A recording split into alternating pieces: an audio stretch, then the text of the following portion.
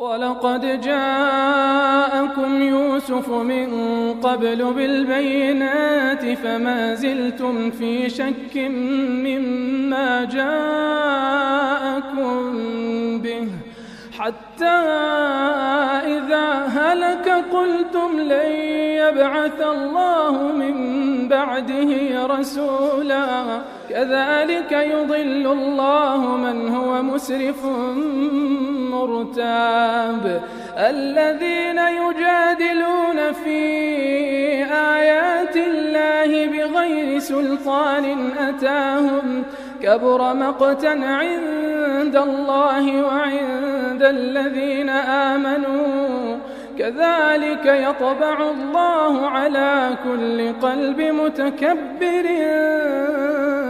جبار. وقال فرعون يا هامان ابن لي صرحا لعلي أبلغ أسباب السماوات فأطلع إلى إله موسى وإني لأظنه كاذبا. وكذلك زين لفرعون سوء عمله وصد عن السبيل وما كيد فرعون إلا في تباب. وقال الذي آمن يا قوم اتبعون أهدكم سبيل الرشاد.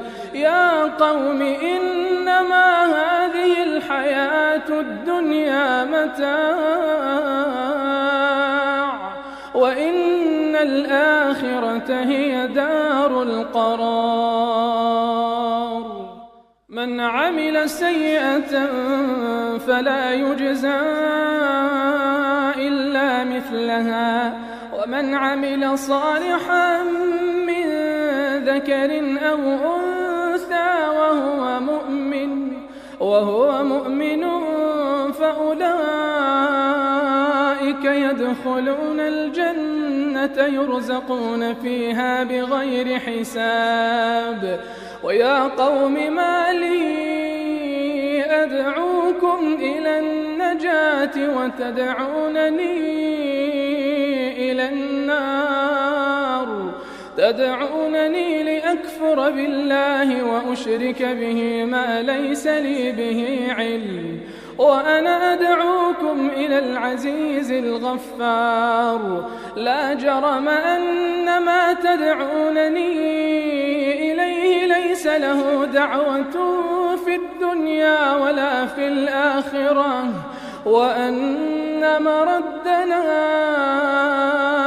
إلى الله وأن المسرفين هم أصحاب النار. فستذكرون ما أقول لكم وأفوض أمري إلى الله إن الله بصير بالعباد. فوقاه الله سيئات ما مكروا وحاق بآل فرعون سوء العذاب.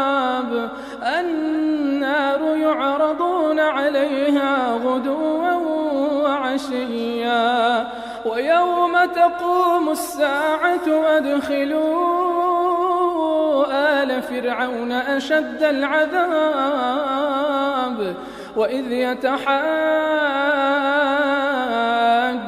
في النار فيقول الضعفاء للذين استكبروا إنا كنا لكم تبعا فهل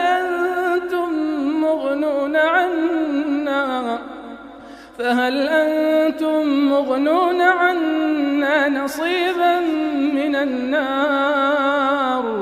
قال الذين استكبروا إنا كل فيها إن الله قد حكم بين العباد.